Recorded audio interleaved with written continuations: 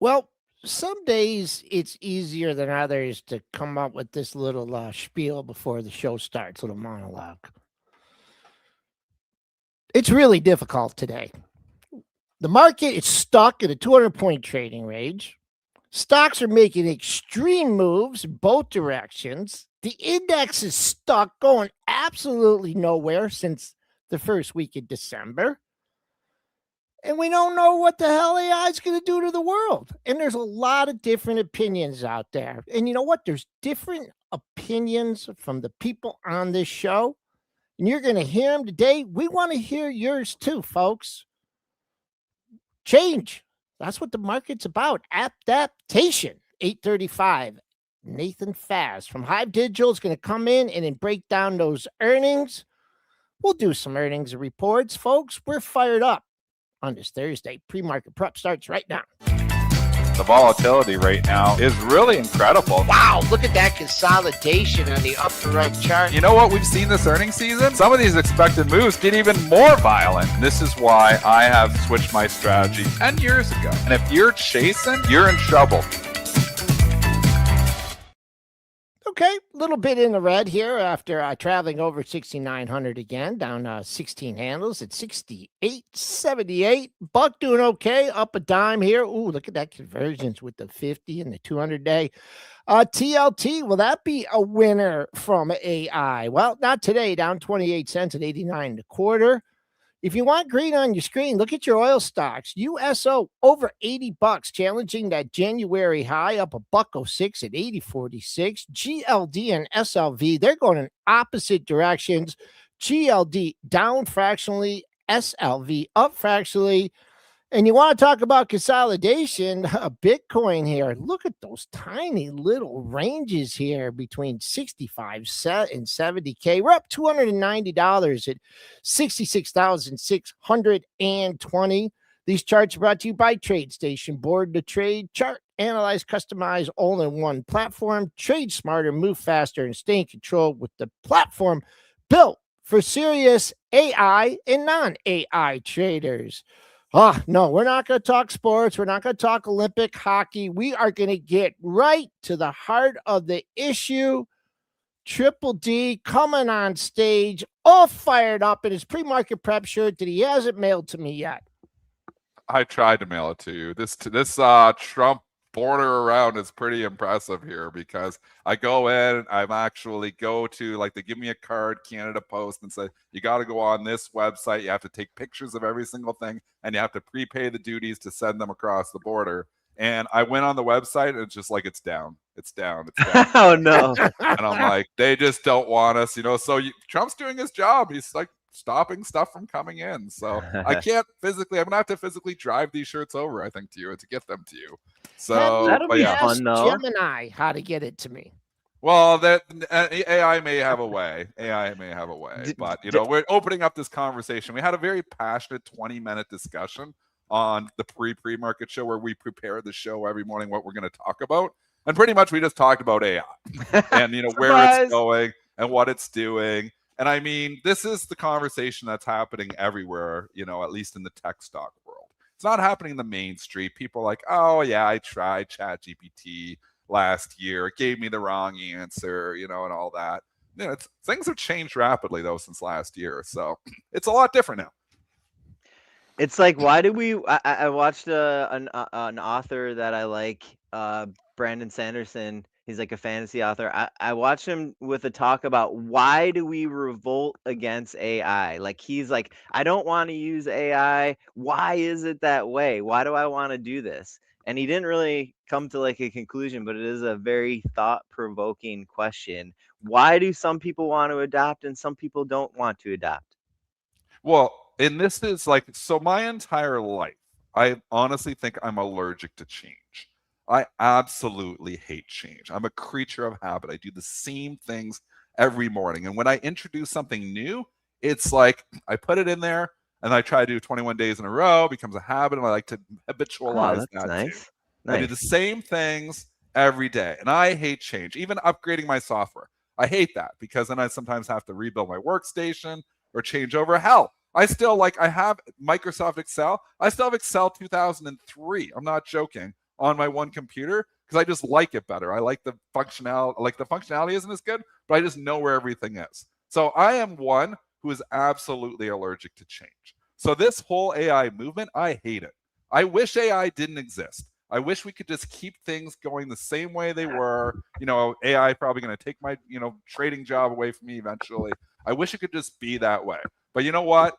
I can't put my head in the sand and just hope for AI to go away because it's not going away, folks. It's not going away. It isn't a fad.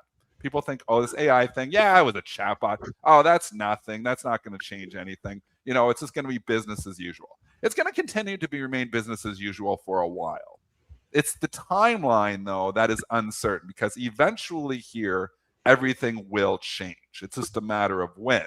And what you're seeing in the stock market today and why we continue to bring up AI, people are exhausted. They don't want to hear about AI. The chat, there's a lot of people in the chat. They're like, stop talking about AI. I don't want to hear about it anymore. In the market's context, though, in the stock market's context, it's the driver of everything right now. We have always been, about this show, about talking about the driver. Last year was Trump. What is Trump going to say next? What is he going to, where is he speaking, Brent? Go find Trump. Where's the Trump tracker? What did that? Kind of important. We still care about, what the president will say because he can move stocks. But right now, it seems like the daily driver is more just AI. It's what's happening here. And the separation this year has been nothing short of incredible, where we have seen some stocks go straight down and other stocks going straight up. Memory names, hardware names holding up very well. Some of them going straight up like the Microns and the SanDisks. And, the Staples trade was hot for a while there too. And then you see other stocks, that just are relentlessly going down, like the Salesforce and the ServiceNows and Shopify. Blows away the numbers and just goes straight down. And an AppLovin. And, there's so many different names here. So it's the overall AI driver that matters more than individual company fundamentals right now. That's what's driving everything. And if we're not talking about it, you're actually missing out on a lot of money. I mean, this is where the market is showing us its hand is. Whether we want to believe in it or understand it or not, or whether we want to focus on individual stocks and cover Walmart's earnings and Deere's earnings, which we can do, which we will do. But if we are not still having this conversation about AI, unfortunately, then we are ignoring what the market is so obligingly showing us its hand. I think I don't want to have the AI conversation either. The market wants us to. The market wants us to, but the world wants us to too. I mean, it's just where we're heading, and it's what's next.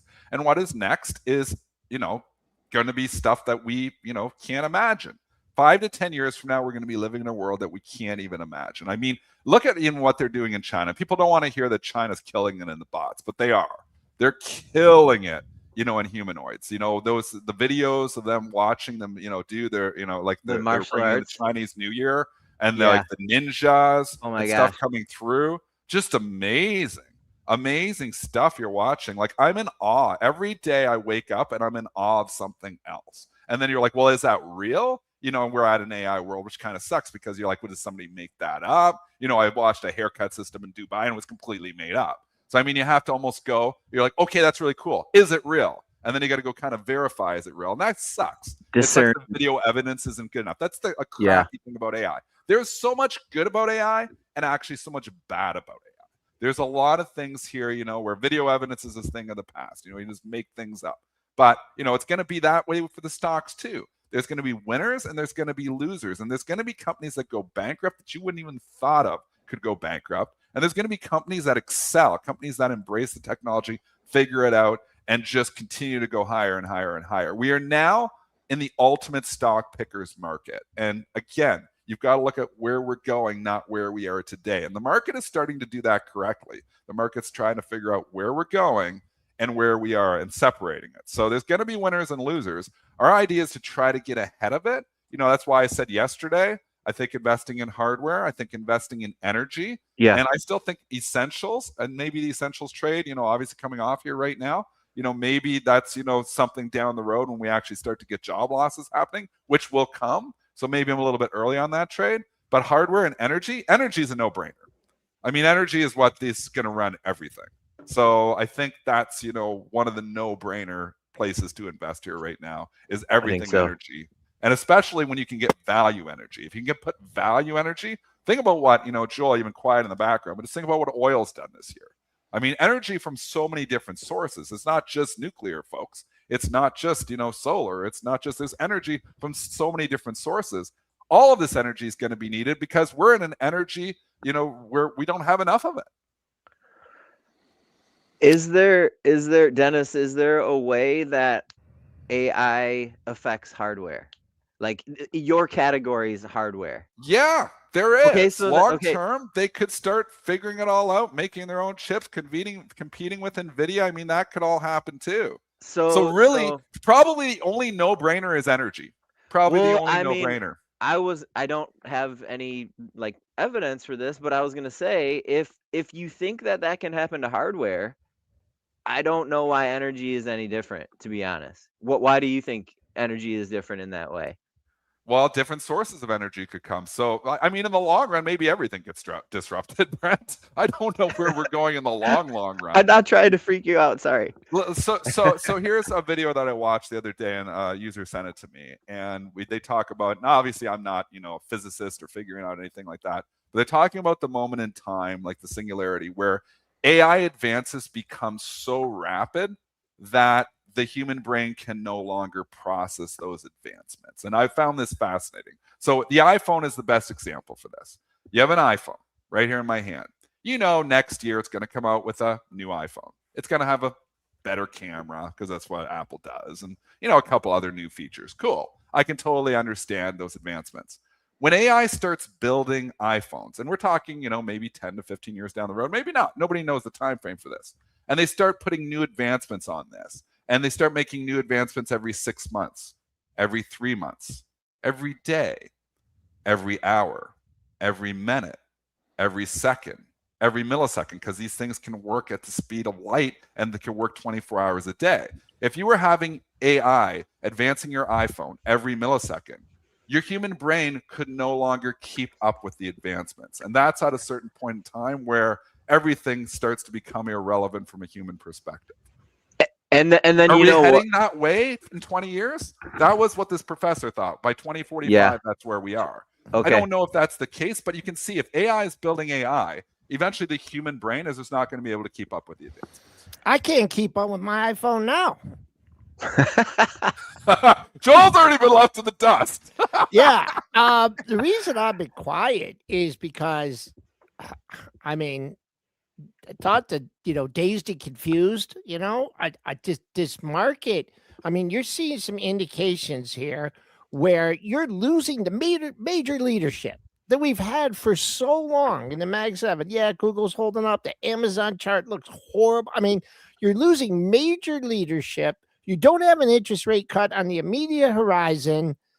You think we've just been in the world. Look at some of these stocks. Like when you just pull up, oh man, like bookings. Like look what they did to that stock. We can go into that. And I mean, that stock got annihilated, right? From 50 AI. And you look at so many of these other charts, and you got this huge, declines, and then you just have these little moves up, and you're thinking, oh, okay, yeah, this is it. This is and they go right back down. So all the indications are, we're consolidating. We've been in a 200-point range since December. You look at some of these stocks, and you're like, oh my gosh, the market's getting absolutely annihilated, but we're not. We have these other stocks picking it up. And what I can't get out of my mind is how long can the market do this? How long can the market hold up with the loss in leadership and the rotation? Like, are you talking like stamina, like fatigue, Joel? Yeah.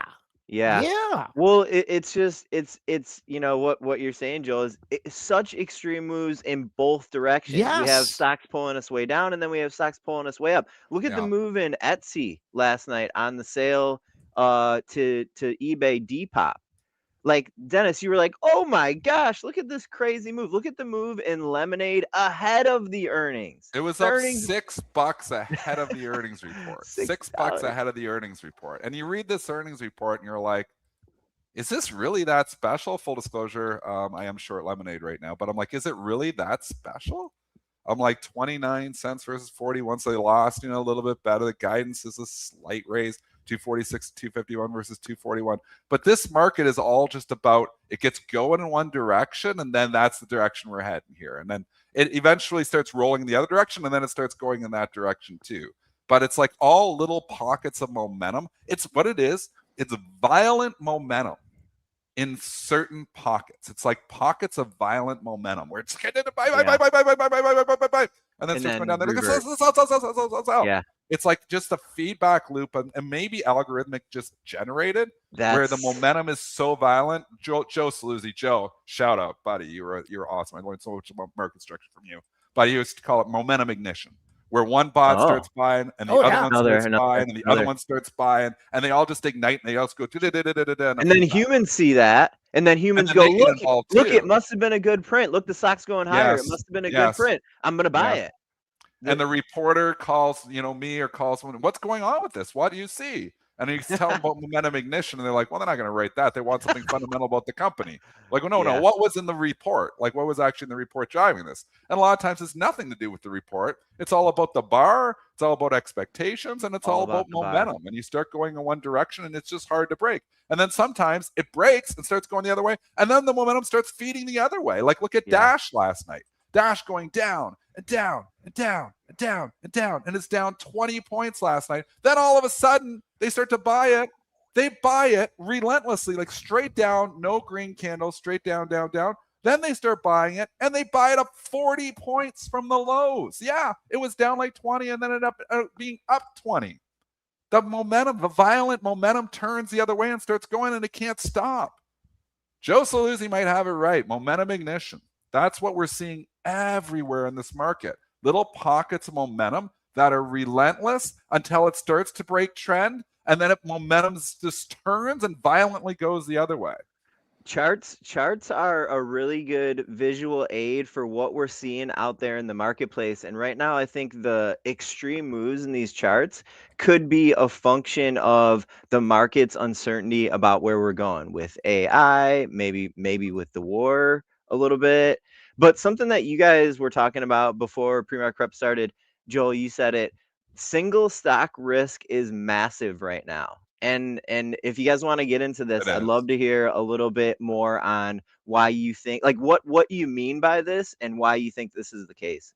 Joel, you want to take that to start with, and I'll give some commentary too. I mean, just like I could just pick up I could just keep going through the charts, So many Charles examples. Schwab. I mean, it's just endless. We could talk about bookings. I mean, real estate. I mean, it's like you're holding this stock and they're having these just momentous moves, and then they're not bouncing. I mean, they're like the air comes out of it, and some of these stocks has the fundamentals. How have the fundamentals changed in Dash to induce that kind of momentum? It's just there's risk on both sides. There's risk to being long. Yeah. There's risk to being short. Yeah, there is. There's a lot of risk in the market, and you think with the volatility that we're having, you're thinking that the world's coming to end, but it's not. You got resilient RSP, just like hanging up there near the high. IWM hanging up here near the high. So, I mean, it's owning in like for my portfolio, I have a lot of stocks and a lot of diversification, but still, man, when your stock goes down 50 points, man, in once that hurts. Yeah, like Microsoft, you were talking. Yeah. You own that, and you're watching that stock fall 10% in a matter of like a day, and then another 10% in a matter of the next 5 days. And you're like, it's down 20%. This was talking about the February lows, but really where it is right now. We're talking about being down 20% when where we are at the start of February. Basically January 28th. So basically, 3 weeks ago. Microsoft, one of the most, dominant companies in the last decade, like 20 years, one of the, most valuable companies in the world, just implode 20% in value, basically, out of nowhere. Like the earnings report, sure, but I mean, was it really that bad? People are thinking their business is going to get disrupted, though, and algos are thinking that. But it is this momentum ignition, that Joe always talked about. Is like it goes starts the bots start going one way, And they just can't stop. And maybe it's your irrational exuberance to the downside. Maybe it's your irrational exuberance to the upside. Maybe it's correct. Maybe they do think that. But I don't know if it's correct. And I don't think anybody does. Like, I don't think, obviously we got the service now, Bill McDermott, who is officially more pissed off than Benioff. And that's impressive to actually see happen, because nobody is more pissed off than Benioff. But I mean, when you look at ServiceNow, so 2 days ago announces that, he is going to be buying the stock. He said, like, he's going to buy, what, $3 million? I 3 million think shares so. or something? I think $3 bucks. I think $3 million. Don't quote me, on February 27th. It's the first day he's allowed to do it. So we have the date. Execs, it's Brent, February. It's February 27th. Yeah. A bunch of their execs canceled their what's it called? The 10. I always get 10B51 trading plan. It's their like a 10B51 trading plans, predetermined time that execs can sell to get some compensation effectively. He's so upset, and these execs are so upset that their stock price is so low, and they really believe they're an AI company, and they maybe they're going to figure it out. Maybe they know more than we do. I mean, they're pretty smart people over there, Bill McDermott. But they have canceled their plans to sell any shares that they get, because they're always paid in compensation. They're not selling those. And Bill McDermott has said he's coming into the open market. The first day he's allowed to do this is February 27th. He's told this out to the media. And he is buying stock on February 27th in his company, the first day he's allowed to do it. So we know he's actually going to buy stock on February 27th. This gets announced in the market 2 days ago. Stock pops up $3 on it and then gives it back anyways. It's like, we don't care that Bill McDermott believes his company is tremendously undervalued. We care that we think you're getting disrupted. And the momentum continues to the downside. Now, we actually saw a relief rally, and I just want to take it into this. We saw a relief rally in a lot of laggards yesterday. We saw a little bit of a turn yesterday, finally, like a stock like Shopify, which had a great report, got punished because they just hate it. It was a stock that was up 7% yesterday. We saw AppLovin, a stock that has been punished, $700 to start the year, down to under $400. Literally lose 40% in a month and a half. Starts to pop yesterday, started to show some life here. CRM, actually, the death of all death, Benioff stock, showed a little bit of life yesterday. You had stocks, like Klarna Group, I'm just reaching out now. It gets beat up today, but so maybe it's a bad example, but I had some on my list here. Microsoft, insider buy in Microsoft last night. We haven't seen an insider buy in a long time in Microsoft. We saw one happen last night. So, I mean, we are seeing execs saying, this is stupid. I'm going to go out and buy my stock. And maybe they're right. Like, is AI, the question to everyone is AI going to eliminate SaaS? Because that's what the market thinks right now. Like, when it's pricing these companies, it's pricing some of these that their businesses are going to be tremendously disrupted and maybe gone. So the question is it right or is it an opportunity? I think there's going to be opportunities here as well. I think it's going to be right on some names, but there's going to be opportunities on others. And if I'm betting on companies, I would probably still bet on Microsoft to figure it out. So Dennis, we zooming back out of here a little bit. So we know what you're doing with your long-term account. You're kind of reshuffling here. You have your 3 focus items: necessities, energy, and what's energy number 1. Energy number. Okay.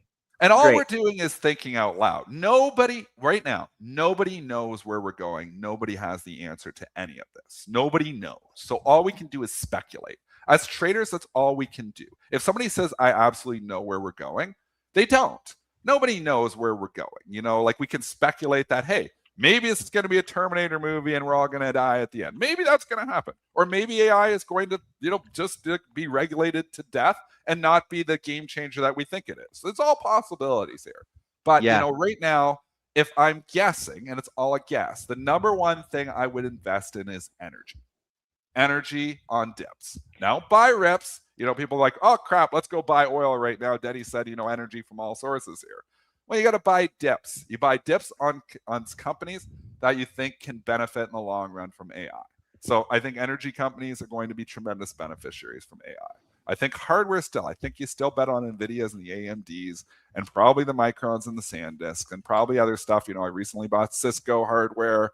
I recently bought Marvell hardware. I'm trying to go in, and if you have other companies, let us know about them. But that's where I'm focusing. And then I'm like, essentials, I think, is a little, maybe I'm too early maybe on this trade. And that's my problem, is I get ahead of it too much and I get too early, thinking about job losses in the future and people are going to stop, discretionary spending and they're just going to be buying essentials. But Yeah. Walmart trades at a 40 PE for a reason here. Walmart had earnings this morning, and I think that reason is that people feel like it's safe, feels like their cash is safe. So they're looking for safe investments right now. Okay, so what you just were saying is long-term hat. I want to just give a heads up. We are getting jobless claims and Philly 3 Fed minutes. manufacturing at 8:30 a.m. in about 3 minutes. We Yeah. don't expect that to be a hugely important data point. If the market is moving, I'll break in with it. But Dennis, I just wanted to ask, and you're giving hints here, but I want to ask directly. You gave us perspective for your long-term account. What about as an overnight trader? How do you handle the market dealing seemingly with so much uncertainty here as It's as an overnight trader? understanding. A lot of times overnight trading, and I trade overnight, a lot of times it's follow through on changes in momentum from the previous day. Write that down. So when I see like software names yesterday, like starting to show some life, I see insider buys in Microsoft. I'm like, well, we're oversold. We're massively oversold. Just bring up the IGB. We're massively oversold on it. I mean, it's went from 110 to 82. It's trying to put in, Joel, you can technically see we're trying to put in a hard bottom here around 79. It's there. So could we bounce here? Could we have a relief rally? And that's what I think it would be, is a relief rally here. Nothing goes straight down. So, now you're seeing, okay, like if you're coming here and shorting software now, I feel like you're really late to the party. If you're coming here and it's like, okay, that's it. I'm selling my Microsofts. I'm selling my CRMs. I'm selling my Apple Evans and my Shopifys and my ServiceNows because these companies are all going out of business. I'm getting rid of the IGV and I'm shorting the hell out of this and buying puts on the IGV. I mean, where were you a month ago? Now you're late to the party. So now you need a relief rally in here to maybe reinitiate those sells or those shorts. So, but from your original question is, when I'm trading overnights, I'm looking at turns and momentum. I'm more of a turn trader too.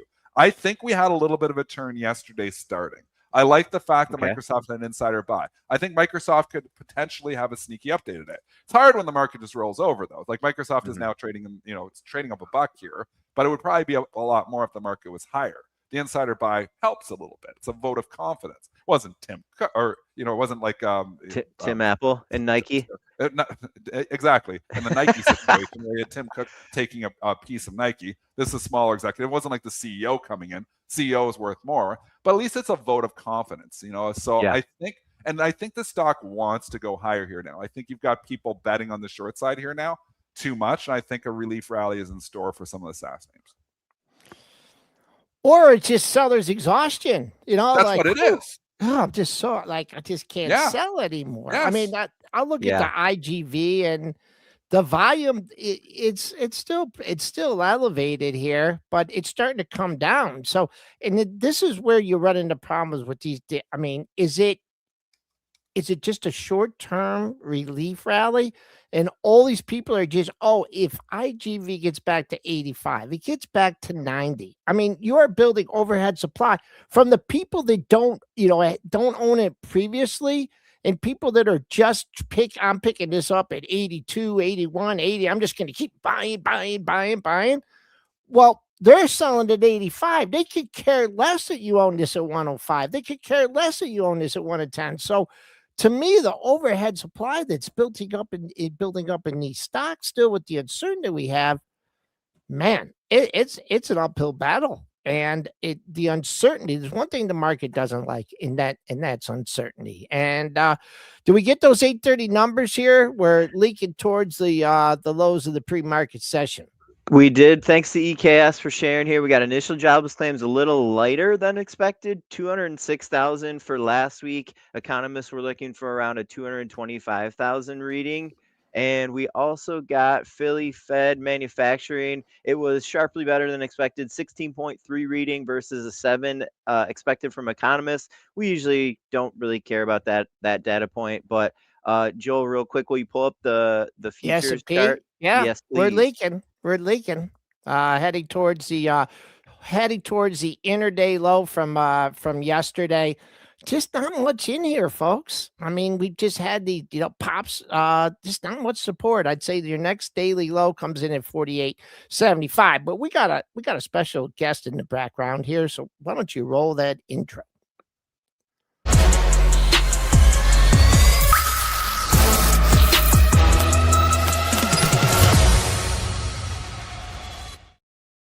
All right, coming to the stage is Nathan Fast, head of branding and marketing over at Hive Technologies.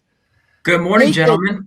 Thank you for having me. Yeah, coming from the Frank Holmes School of being interviewed, I am sure. So, want to get right to it, okay?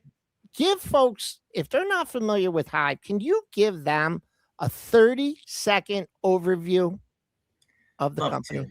Absolutely. So Hive is, perfectly dovetails into the conversation you were just having. We're a global digital infrastructure company, right? So what does that mean? We build, we own, we operate renewable power data centers across 9 time zones on 3 continents. We have operations in Canada, Sweden, Paraguay.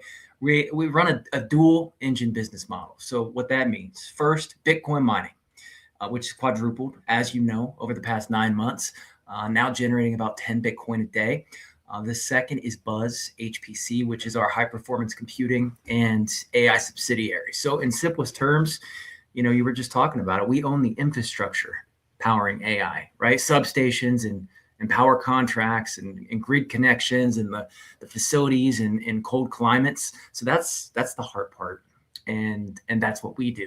And today we're one of the most diversified and fastest scaling infrastructure platforms on the planet. Nathan, you're no longer just a miner. Like, this is what, people have looked at Hive and they think, oh, this is another Bitcoin mining company here. You guys have like reinvented yourself and taken it to another level here. And I think the market still wants to price you guys as a Bitcoin miner, but you're trying to take it into different directions here. Tell us, why are you no longer just a miner? Like, go into some of this, data infrastructure. Talk about a little bit about this.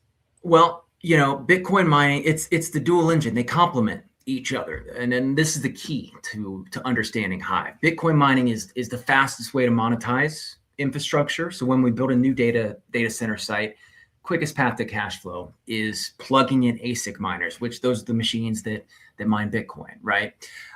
They run 24/7, require minimal overhead, generate immediate revenue. That cash flow funds the infrastructure build out. Then we develop tier 3 data center capacity on those same sites. So not to get too in the weeds with the jargon, but tier 3 is the level that's required for AI compute, right? It comes with higher uptime, more redundancy. It's another level of operational excellence. And we layer in GPU cloud, co-location contracts. They carry higher margins, multi-year revenue visibility. So Bitcoin funds the build. AI drives the next phase of growth. So it's 2 revenue engines running on the same energy footprint. That's the flywheel that you like to hear Frank Holmes talk about, right? Mine Bitcoin, build infrastructure, convert to AI, generate that contracted revenue, and then reinvest. A cycle. They accelerate the next one. That's the playbook. We're now scaling across 3 different continents. Okay, you just released Q3 earnings on Tuesday. Walk us through the highlights. Record-breaking quarter, 93 million revenue. That's up 200% year over year. Gross operating margin hit 32 million, so that's up 6x same period last year. I'm gonna pause. I'm gonna say that again because that's a stat I want your audience to understand. Margin surged 6x while G&A only grew 1.8x. So that's a platform scaling at industrial speed and the operating leverage that we aim for. In terms of Bitcoin, we produced 885 Bitcoin in the quarter. That's up 25% quarter over quarter, despite mining becoming much more difficult. So we're producing more Bitcoin in a harder environment, which I believe says a lot about the efficiency gains of our fleet upgrades and our Paraguay build out. So bottom line, more infrastructure, more hash rate. That's the computing power that we're putting out, more Bitcoin, more capital to reinvest. Nathan, how does it work? And again, because I'm not in the mining business here, obviously as Bitcoin prices come down, but you have fixed cost, or maybe not fixed cost, but you have cost, to mine. At a certain point in time, Bitcoin continues to fall in price. Does it not become like cash flow negative? Like, how does that work? Or do you bring down the cost? Like, how does it work when Bitcoin price remains down for a significant period of time?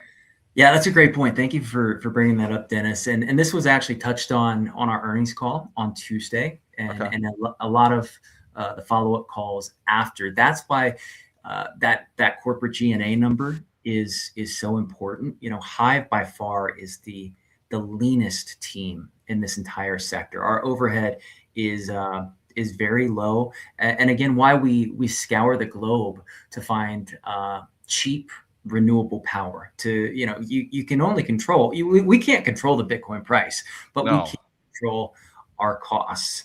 Other than that, there's firmware optimizations. There's tweaks that you can do on the operational side, down clock your machines, etc. And that's the reason we've been cash flow positive through every cycle, bull and bear. Okay, let's get to the juicy part. Okay, AI, right? How does Bitcoin mining operations support AI build out, and talk about your $30 million cloud contract through Buzz HPC. Talk AI, Nathan. Good question. Thanks, Joel. Absolutely. I believe this is where Hive's growth trajectory gets really exciting. So we just signed a 2-year, $30 million contract for 504 NVIDIA Blackwell GPUs. These are like the Ferraris, right, of the GPU world. These are next generation, liquid cooled. The entire cluster was leased before it even went live. So that single contract lifts our annualized high performance computing HPC revenue approximately 75%, and we're accelerating. We're targeting 11,000 GPUs by Q4, up to 140 million in revenue from AI cloud alone. When you add co-location on top of that, targeting 225 million in total high performance computing ARR by early next year. Another important point, I think, is that Buzz is, again, our AI subsidiary. It really operates as a sovereign AI cloud platform. So sovereign AI, it's not just a buzzword, no pun intended, but it's a growing theme globally. Governments, enterprises, they want their data processed on local soil, under local jurisdiction, not subject to foreign interference. And Buzz delivers exactly that across Canada, Sweden, and now Paraguay. And one other point, I'll again, dovetailing from the conversation just before I jumped on, I think this is what a lot of people miss about AI infrastructure, is that intelligence is becoming infinite, right? But electricity is not. AI, it doesn't fail because models aren't good enough. OpenAI, Anthropic, they're putting out new models. It seems like every week these days, but it'll fail because the power runs out, right? And we solved that bottleneck years ago for Bitcoin. Now that same infrastructure powers AI workloads. Where do you think we're going here? Like, and talk, the crypto industry, but talk, AI as well. You can, like, where is this world like going? Can you envision, like, I don't know if we are able to do this, and we've been trying to do this on this show for like the last 2 weeks, just like, where are we heading with AI? Like, is this going to be, do you eventually see Hive just being run by a bunch of like AI, programs here, or not even programs, just artificial intelligence, and we all lose our jobs and AI can just run independently on AI? Like, where is Hive going, and where is the world going? Big questions for you, Nathan. Wow, that's a great question. And I listened to a great podcast with Elon Musk where he talked about exactly this a few weeks ago, and he took an optimistic stance on it, right? At perspective of abundance. Now, there's no doubt that AI is going to, it's going to replace some jobs. I could see with self-driving cars, etc., the Ubers of the world becoming less and less prominent. I think in healthcare as well. Where you're really, would you rather have a human operating on your brain, or a machine that is laser precise, and it has the combined knowledge of every brain surgery ever in the history of the world? So all that to say, I think the people who are really going to thrive are those who use AI to make themselves more productive, skyrocket their productivity, which I'm sure you're working it into your workflow as well, saving time, research, etc. So I think if you're not already, and even my mom is using AI to generate these caricatures, and even my family uses AI to do research, etc. So it's something that I really believe in 2 or 3 years we won't even be able to imagine where we'll be, really. Getting back to Hive here, let's talk about your milestones for the next 6 to 12 months. I think several major catalysts ahead, which we shared on our earnings call this week. First, that Blackwell GPU cluster going live this quarter for Buzz. That's big. That's 15 million in new ARR coming online here in a matter of weeks. Second, expansion to 540 megawatts globally by the end of the year, and also Buzz scaling toward that broader 225 million high performance computing target. And lastly, I would say this is something we haven't touched on yet: the development of our Latin American AI cloud platform through our Paraguay telecom partnership, which really I believe positions Buzz as a cornerstone sovereign AI provider for an entire region that is massively underserved by cloud infrastructure today. So each milestone feeds the flywheel: more capacity, more contracts, more revenue. Nathan, go into the Paraguay, like tell us a little bit more about why expanding there. I think if you did a survey, most Americans probably couldn't tell you a whole lot about Paraguay. I don't know anything about Paraguay. And I'm Canadian, but I don't know anything about Paraguay. Believe it or not, I like to think that's a feature and not a bug. That means they stay out of the news for the wrong reasons, right? But Paraguay is one of the most exciting infrastructure stories in the world right now.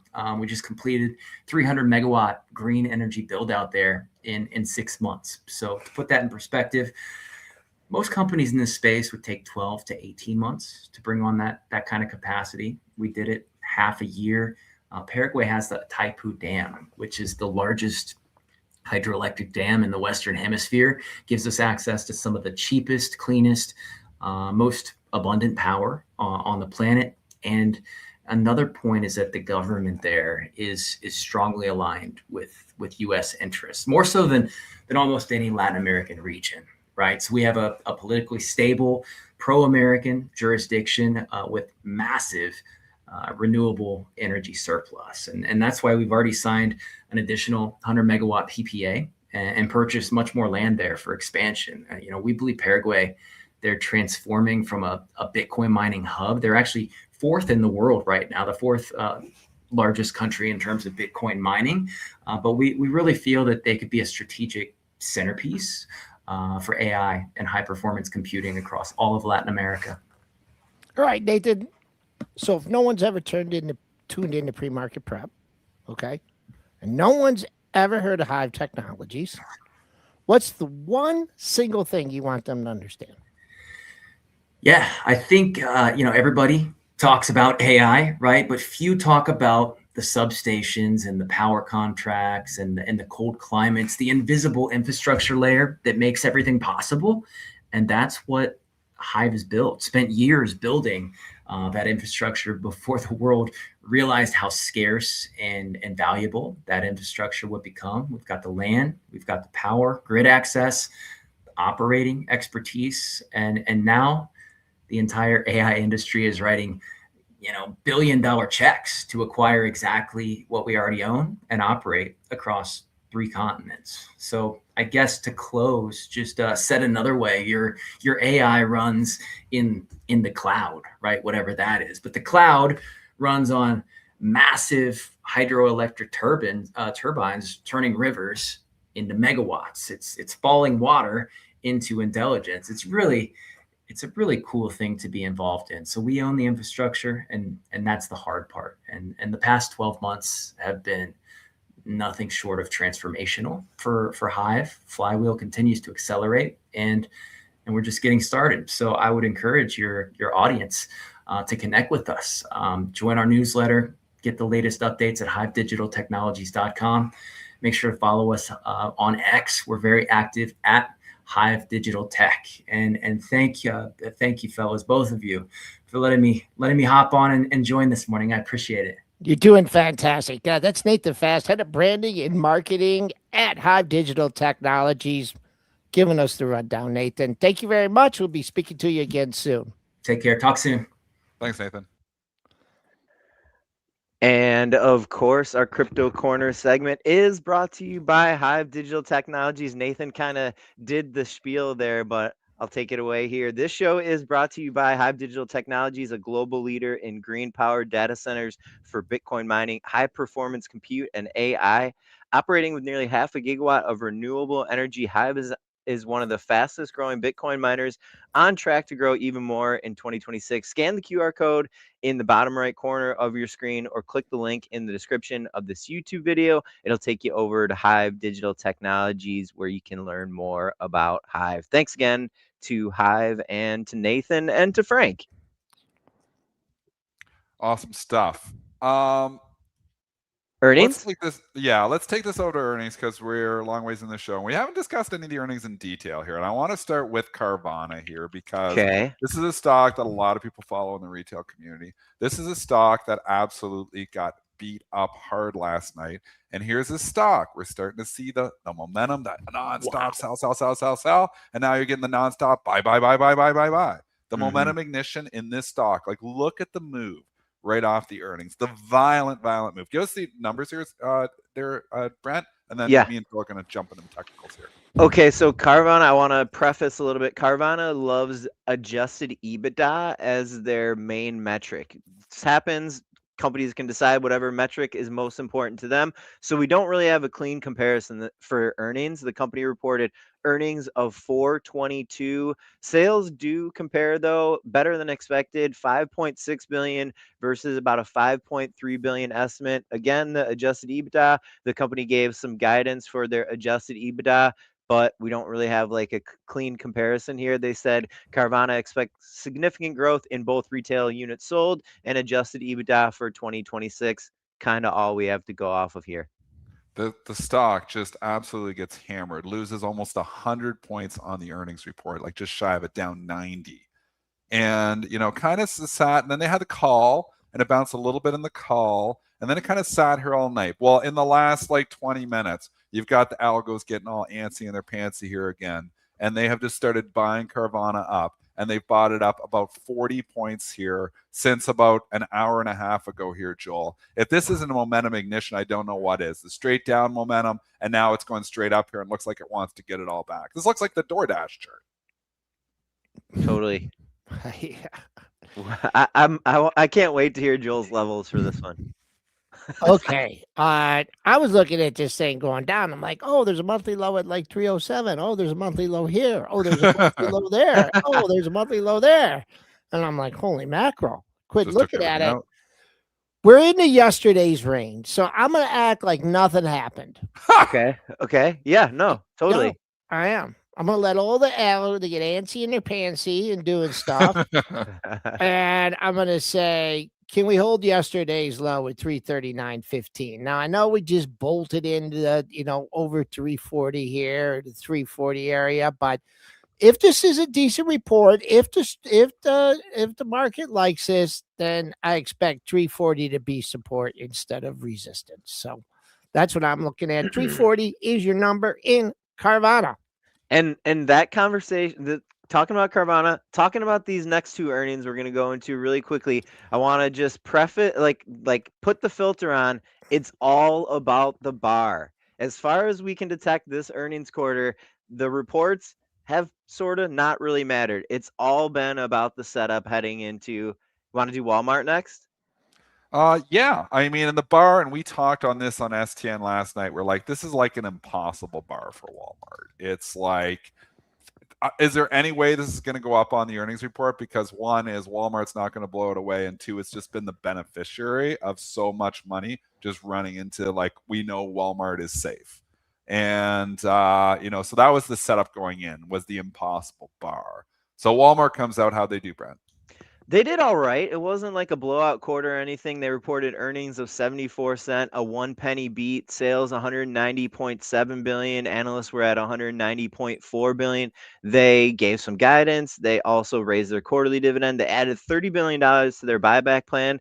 The guidance was a little light for 2027. They're looking for earnings 275 to 285. Analysts are at 296. The sales guidance for 2027 also a little light. They said, and these numbers are monster, I just want to say, they said they're looking for sales around 730 billion. Analysts are up closer to 750 billion for the company's 2027 sales. Stock selling off right after the report, maybe on the guidance, hits just under 122. And what do you know? We're getting a rebound here in Walmart. Buy the dip mentality is out here right now, especially on a stock like this. I know the PE is nosebleed. I know the guidance wasn't even that great here, but it's just got that whole like Walmart is not going to get disrupted by AI trade to it. And I mean, that's where the market is. So, like I was saying yesterday, I think, staples on dips are buys. We're already seeing that occur here on Walmart here this morning. So, even though it had an impossible bar, and I said last night it's probably going down on earnings, it's also the kind of stock that's probably going to get bought on dips, and we're already seeing that happen. Also, they've been in the camp of using AI, becoming more efficient through AI. So they've embraced it. Just like the other one, I'm going to throw out all that crazy pre-market action. We're just going to be regular traders here. We're going to see if it can hold the low from yesterday, which it just popped away. And I think you see a battle of unchanged here. Right now, we're unched at 120. We're up just a few pennies here. With the only caution I would have is that you did build up some overhead supply with the triple top. I mean, someone really wanted out at 134.50. So I wouldn't be surprised, if there's some paper at 127, 127 and a half, 128. I don't think you're going to get one of these moves that you had just like 130 to 133 because you've created some overhead supply. The other AI part of the trade that a lot of staples may actually benefit from, and something that we've discussed on the show, is just efficiency. And I don't want I gotta think that Walmart probably has a lot of spots where AI efficiency makes them more profitable. So we can look at Walmart today at 40 times earnings and say, well, if their sales are probably not going to be disrupted from AI, but they're going to get more efficient, maybe those margins, which aren't very high at a company like Walmart because they're selling so much volume, maybe those margins start to increase here because of AI. So Walmart actually could be a sneaky AI play in that way, and that it could actually be, more efficient. So AI making it more efficient. So I think, we can look at it and say, man, it makes no sense at 41 times earnings. But if AI efficiency comes in here, that multiple will start dropping in a hurry. So just keep that in mind with Walmart. I don't own the stock, but it's kind of stock I think that could benefit from AI. All right, let's do a couple ratings here, folks.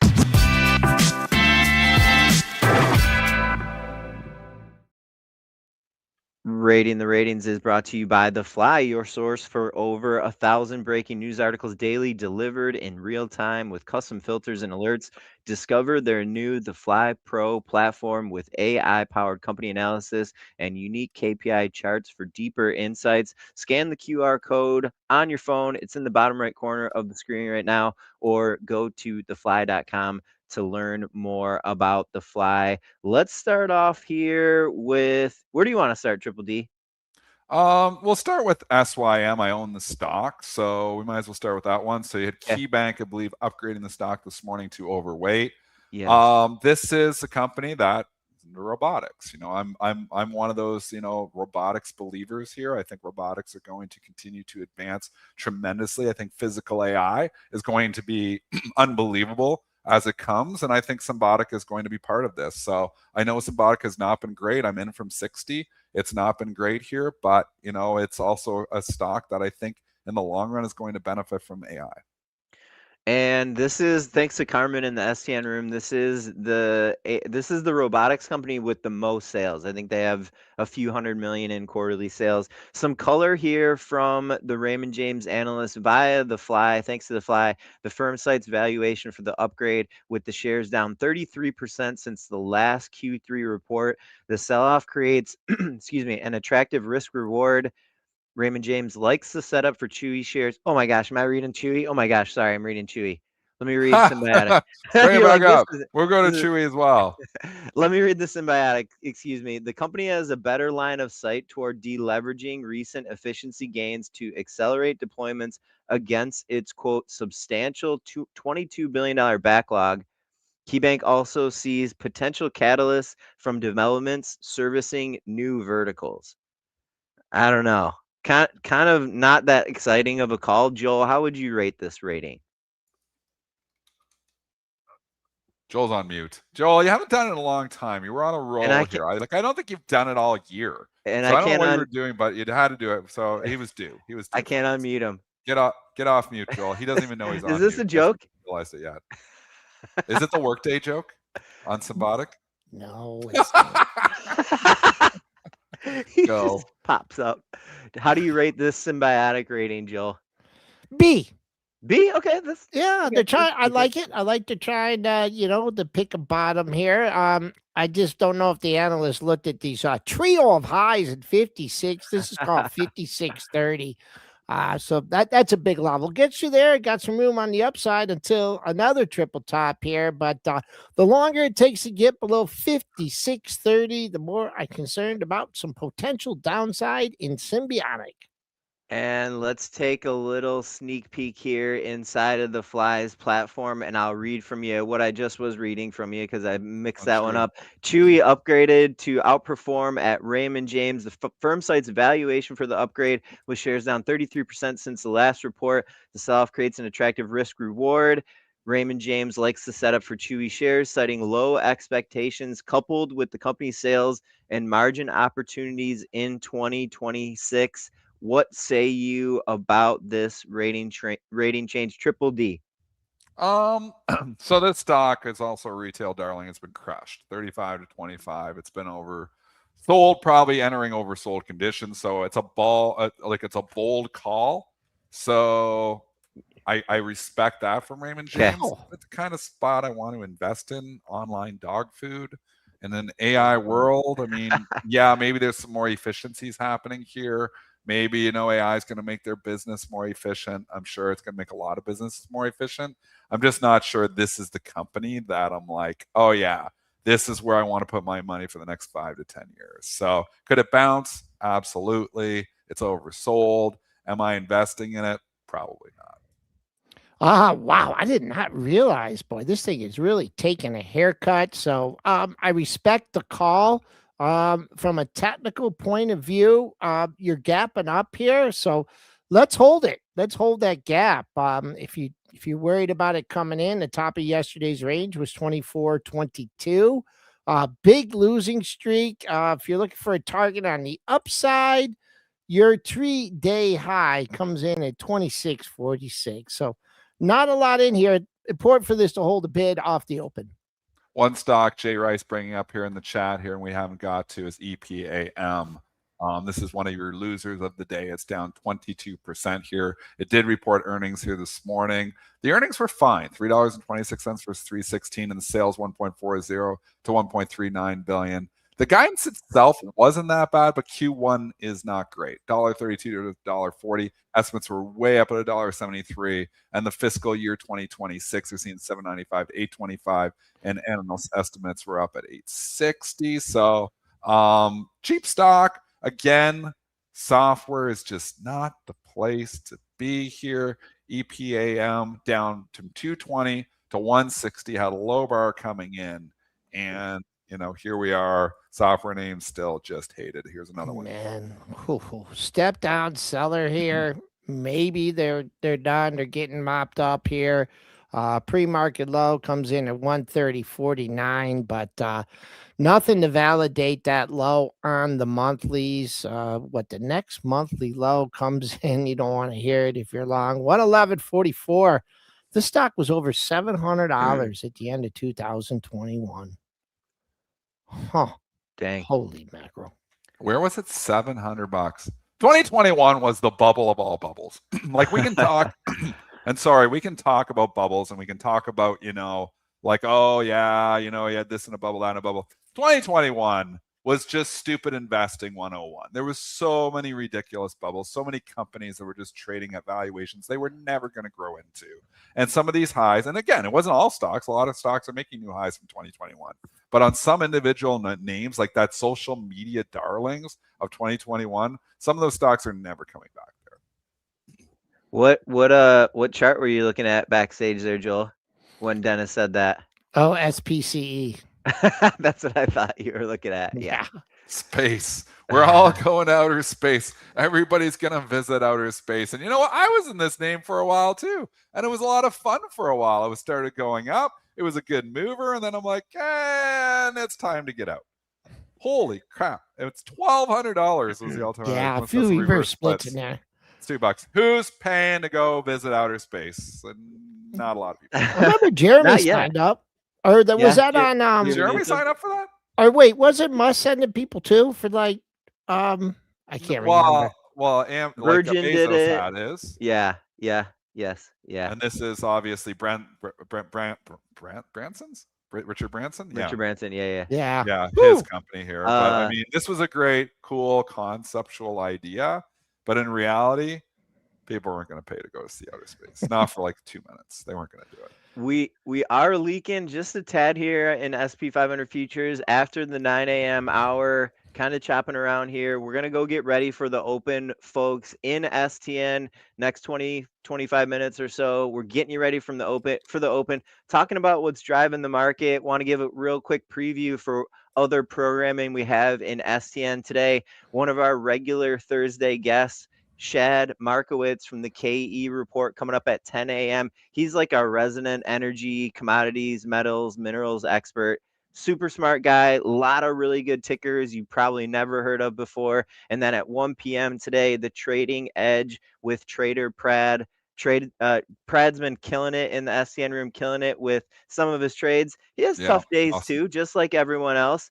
And at 3:30 to 5, Triple D and I closing bell show in STN. We're breaking news. We're doing some quick analysis. Triple D is trading. And then at 7:30 p.m., we have How to Swing Trade with Money Mitch, a new show that we started a couple weeks ago. Lots of programming in STN for you folks.